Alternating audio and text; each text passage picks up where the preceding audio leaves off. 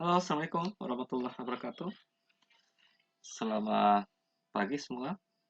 Semoga kalian di rumah tetap sehat, tetap semangat untuk belajar di saat pandemi COVID-19 ini. Baik, kita akan lanjut materi pada video pertama. Dan sekarang sudah masuk video materi part kedua untuk mata pelajaran PPKN semester 7, semester 1 kelas 7.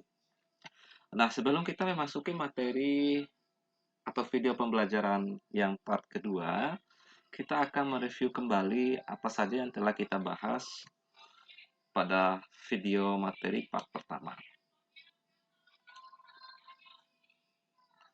Nah, pada materi video pertama tentang penjajahan Belanda yang ada di Indonesia, kemudian pembentukan badan-badan BPU PKI, dan selanjutnya adalah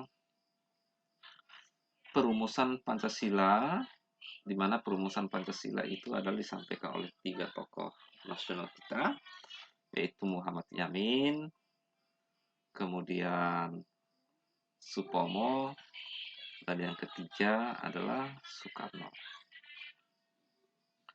Nah, dalam terakhir kita bahas sampai pada sidang BPU PKI pertama dibentuk Panitia 9 yang menghasilkan rancangan Piagam Jakarta. Nah, kita akan lanjut pembahasannya terkait masalah Piagam Jakarta. Peserta didik SMP Muhammadiyah yang saya banggakan, dalam penentuan sidang BPU PKI ini, pada akhir persidangan pertama, Ketua BPU PKI membentuk yang namanya panitia kecil. Panitia kecil ini bertugas untuk mengumpulkan usulan para anggota yang akan dibahas pada masa sidang berikutnya. Panitia kecil ini beranggotakan 8 orang di bawah pimpinan Insinyur Soekarno, di mana dengan anggota terdiri atas Ki Bagus, Kiai Haji Wasid, Mr. Muhammad Yamin, Sutarjo, Maramis, Otto Iskandar Ninata, dan Dr. Anus Muhammad Hatta. Nah, panitia kecil ini mengadakan pertemuan pertama, Pak Guru Ralat. Panitia kecil ini mengadakan pertemuan untuk mengumpulkan dan memeriksa usul-usul yang menyangkut beberapa masalah, yaitu Indonesia Merdeka. Usul-usul yang telah dikumpulkan dimasukkan dalam beberapa golongan, yaitu satu, golongan usul yang meminta Indonesia merdeka selekas-lekasnya. Yang kedua, golongan usul mengenai dasar. Yang ketiga, golongan usul yang mengenai soal unifikasi dan federasi. Yang keempat, golongan usul yang mengenai bentuk negara. Lima, golongan usul yang mengenai warga negara. Yang keenam, mengenai daerah. Yang ketujuh, tentang agama dan negara. Yang kedelapan, mengenai pembelaan. Dan yang terakhir itu adalah terkait masalah soal keuangan. Sesudah panitia kecil ini merumuskan, maka dikenal sebagai suatu sidang Chuao Seng In mengadakan rapat. Panitia kecil ini maksudnya mengadakan rapat dengan 38 anggota BPU PKI di kantor-kantor besar Jawa Hokokai. Pertemuan tersebut membentuk lagi satu panitia kecil yang terdiri atas anggota-anggota sebagai berikut. Jadi dari panitia kecil yang pertama dibentuk lagi panitia kecil lagi yang satunya. Di mana panitia kecil ini terdiri dari Insinyur Soekarno-Hatta, kemudian sebagai ketua, kemudian Muhammad Hatta, Muhammad Yamin, kemudian Maramis, salah satu lagi Ahmad Subarjo, kemudian lagi Kiai Hasim, Kiai Muzakir, Haji Agus Salim, dan Abi Kunso. Dan dari panitia kecil yang berjumlah 9 orang ini dikenal dengan sebutan panitia 9. Jadi kita review pada sidang PKI pertama itu melahirkan suatu panitia kecil yang beranggotakan 8 orang. Dan panitia kecil ini lagi melahirkan panitia kecil yang berjumlah 9 orang atau yang dikenal dengan panitia 9. Panitia 9 mengadakan rapat di rumah kediaman Insinyur Soekarno-Hatta di Jalan Pegangsaan Timur nomor 56 Jakarta. Tepatnya pada tanggal 22 Juni 1945, Panitia 9 telah mencapai satu persetujuan dan kesepakatan tentang rancangan pembukaan hukum dasar, Undang-Undang Dasar. Rapat berlangsung secara alot karena terjadi perbedaan paham antar peserta tentang rumusan dan dasar negara, terutama soal agama dan negara. Persetujuan Panitia 9 ini termaktub di dalam satu rancangan pembukaan hukum dasar, Undang-Undang Dasar oleh Insinyur Soekarno.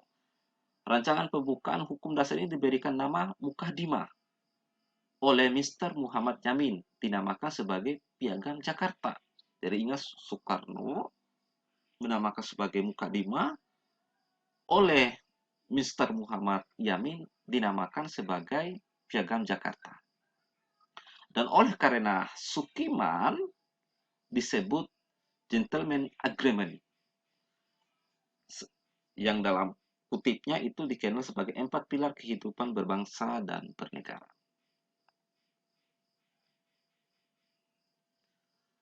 Siapa sajakah yang dikenal sebagai Panitia 9 ini? Yang pertama adalah Insinyur Soekarno, ada Profesor Muhammad Yamin, ada Muhammad Hatta, ada Maramis, kemudian ada Raden Abikusuno, yang ketiga yang kemudian ada Pak Muzakir, Haji Agus Salim, dan Kiai Haji Hasim, dan Mr. Ahmad. Setelah rapat yang cukup alot, maka disepakatilah rumusan konsep dasar negara yang tercantum dalam rancangan Mukadimah Hukum Dasar Mukadimah atau Hukum Dasar. Naskah ini memiliki banyak persamaan dengan pembukaan Undang-Undang Dasar 1945. Nanti bunyi daripada naskah ini bisa kalian cari di buku teks mata pelajaran kalian atau di searching di Google. Baru lanjut penjelasannya. Diskusi mengenai naskah Mukadimah dan analisa perbedaan dengan sila-sila Pancasila seperti tertuang dalam pembukaan Undang-Undang Dasar Negara Republik Indonesia tahun 1945 ini, laporan naskah Mukadimah ini ditandatangani oleh 9 orang anggota Panitia 9 yang dikenal dengan nama atau sebutan Piagam Jakarta. Sehingga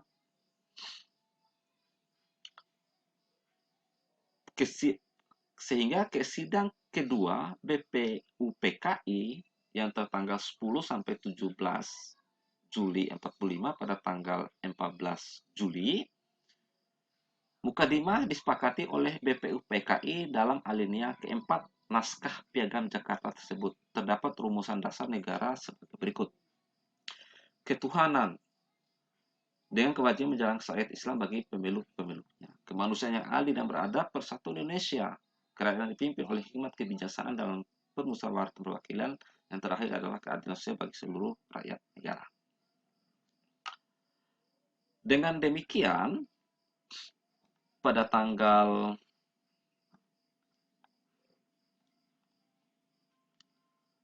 dengan demikian pada tanggal 18 Agustus 1945 adalah, Pak Guru ulangi, pada tanggal 18 Agustus 1945 PPKI menggelar sidar. Salah satu hasil sidang PPKI yaitu mengesahkan Pancasila sebagai dasar negara. Berikut bunyinya yang biasa kita kenal sekarang ada 5 sila. Yang pertama, ketuhanan yang Maha Esa. Kedua, kemanusiaan adil dan beradab. Yang ketiga, persatuan Indonesia. 4, kerakyatan dipimpin oleh hikmat kebijaksanaan dalam permusyawaratan dan perwakilan. Yang terakhir adalah keadilan bagi seluruh rakyat Indonesia. Nah, itulah beberapa lanjutan penjelasan dari video part pertama terkait masalah BPUPKI. Nanti ada tugas yang Pak Guru kirim nanti melalui grup WhatsApp kalian. Silahkan dipantau. Pak Guru akan melanjutkan terkait bab pertama ini adalah penetapan Pancasila sebagai dasar negara. Kekalahan Jepang dalam Perang Dunia Kedua membuka kesempatan bagi bangsa Indonesia untuk mempersiapkan kemerdekaan atas dasar prakarsa sendiri. Lalu bagaimana dampaknya terhadap keberadaan BPUPKI? Setelah BPUPKI ini menyelesaikan tugas dan dibubarkan, dan sebagai gantinya pada tanggal 7 Agustus, seperti yang Pak Guru jelaskan pada slide sebelumnya, 1945, Jepang mengumumkan pembentukan Panitia Persiapan Kemerdekaan Indonesia atau dikenal sebagai sebutan PPKI.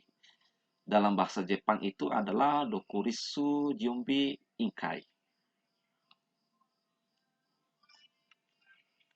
Untuk keperluan pembentukan PPKI tersebut pada tanggal 8 Agustus 1945, 3 orang tokoh pendiri negara yaitu Insinyur Soekarno, Muhammad Hatta, dan Rajiman Widyaningrat berangkat menemui Jenderal Besar Terauchi.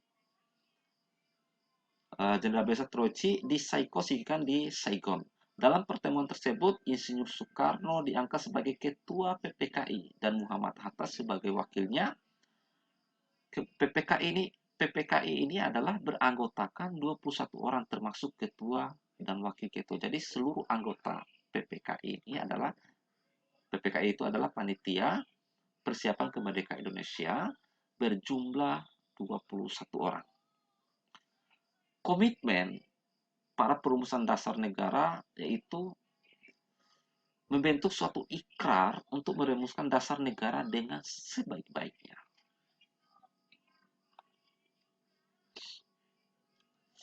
Kemudian, setelah kembali ke tanah air pada tanggal 14 Agustus 1945, Insinyur Soekarno mengumumkan bahwa Indonesia akan merdeka secepat mungkin dan bukan merupakan pemberian dari Jepang, melainkan hasil perjuangan bangsa Indonesia sendiri. Sebagai buktinya atas kehendak bangsa Indonesia sendiri, anggota PPKI ditambah menjadi 6 orang dari 21 sehingga menjadi 27 orang. Semua anggota PPKI berasal dari bangsa Indonesia. Tidak ada campur tangan atau intervensi dari negara lain.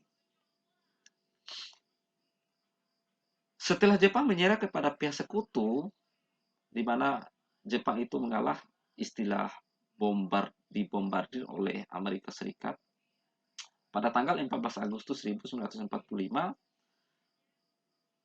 kesempatan tersebut digunakan sebaik-baiknya oleh pejuang untuk segera menyatakan kemerdekaan bangsa Indonesia. Tepatnya pada hari Jumat, tanggal 17 Agustus 1945, Insinyur Soekarno didampingi oleh Muhammad Hatta memproklamasikan kemerdekaan bangsa Indonesia ke seluruh dunia. Nah, sebagai komitmen kita terhadap nilai-nilai Pancasila, maka hal-hal ini harus kita ketahui menjadi nilai sejarah bagi kita.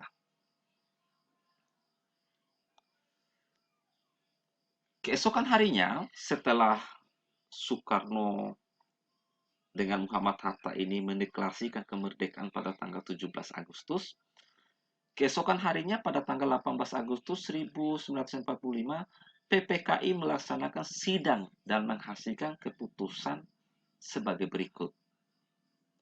Yang pertama, menetapkan Undang-Undang Dasar 1945.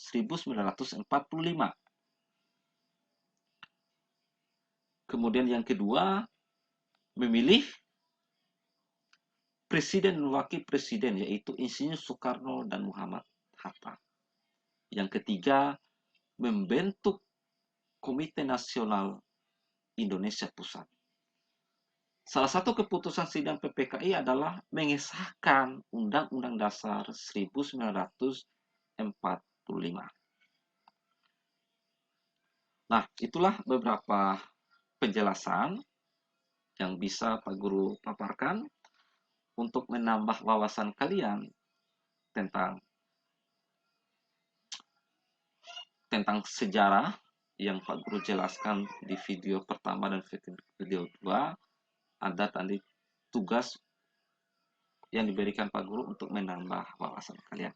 Nah, demikian yang bisa Pak Guru sampaikan dalam pembahasan ini. Sebelum Pak Guru menutup, Pak Guru mereview kembali beberapa poin penting yang telah kita pelajari secara bersama-sama melalui video pembelajaran ini. Yang pertama, pada sidang BPU PKI pertama melahirkan membentuk panitia kecil yang berjumlah 8 orang. Kemudian pada sidang BPU PKI yang kedua melahirkan panitia kecil juga yang berjumlah 9 orang. Nah, panitia kecil ini disebut banyak kita kenal sebagai panitia 9 atau Piagam Jakarta. Nah, demikian yang Pak Guru sampaikan. Tetap semangat belajar walau kita di rumah. Kami di sekolah tetap memonitoring kalian untuk selalu belajar di rumah. Salam sehat, Pak Guru akhiri dengan membaca Alhamdulillah. Wassalamualaikum warahmatullahi wabarakatuh.